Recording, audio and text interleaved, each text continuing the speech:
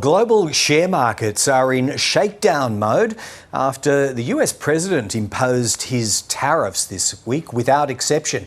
Australian steel and aluminium exports to America are now 25% more expensive, and the economic knock-on effects have been swift. The ASX 200 lost 2% this past week, and at one point it dropped to a 7-month low.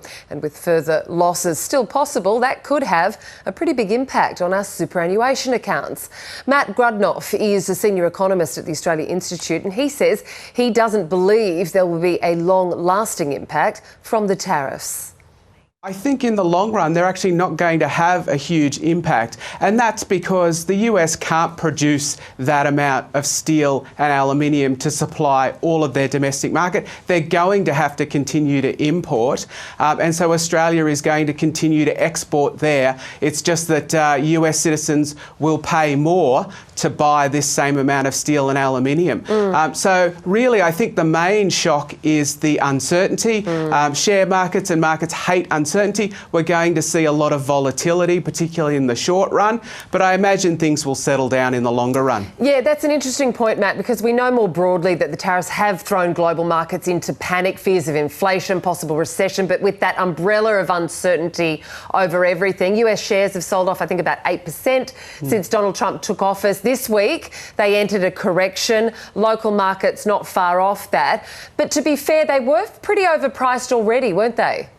They were. So, you know, the fact that they've come down a little bit is not a huge shock. But really what we need to remember is the reason that tariffs have been largely ignored for decades is because the group that's hurt the most by tariffs is the country imposing them. So in this case, the US. And so most of the pain we expect to happen in the US. It's the US economy that might be facing a recession, not the rest of the world. And certainly Australian superannuation invests a lot overseas and a lot in the US, and from that point of view it might impact a bit, but really we're at that point where we simply don't know at the moment. And there is going to be volatility, but things will settle down. Let's talk about super, because I know a lot of Australians may not realise they've got exposure to US shares through their superannuation accounts.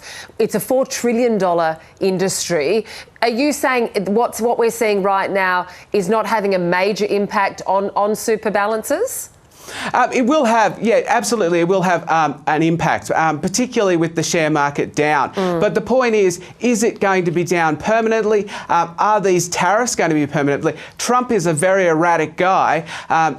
Is he going to keep these tariffs in for the long haul? If the US sees consumer prices go up, now we've got to remember that the biggest issue for voters in the US, and in particular voters who voted for Trump, is cost of living. So if we see those prices for consumers go up, is Trump going to hang in there and keep those tariffs on, or is he going to get rid of them?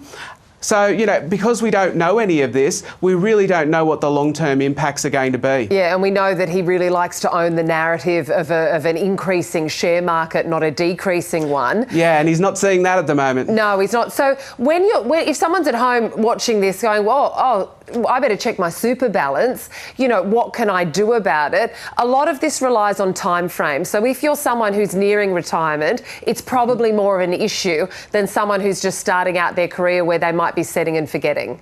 Yeah, absolutely. So, you know, if you're a long way from retirement, you probably don't need to do anything. To be clear, this is not financial advice. I'm not giving financial advice.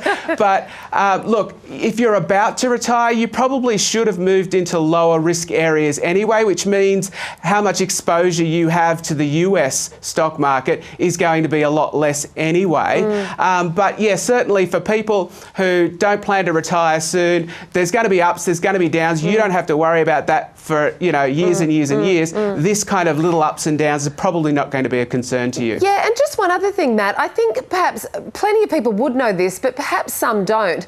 If you've just got, say, you know, an industry super account, you can actually go in and tweak around the edges. You can asset allocate, if you like, and change if you've got a view on where things are going. I mean, European stock markets are bucking the trend. They're going up while the US is going down. You can actually take a little bit of control on your own superannuation, can't you?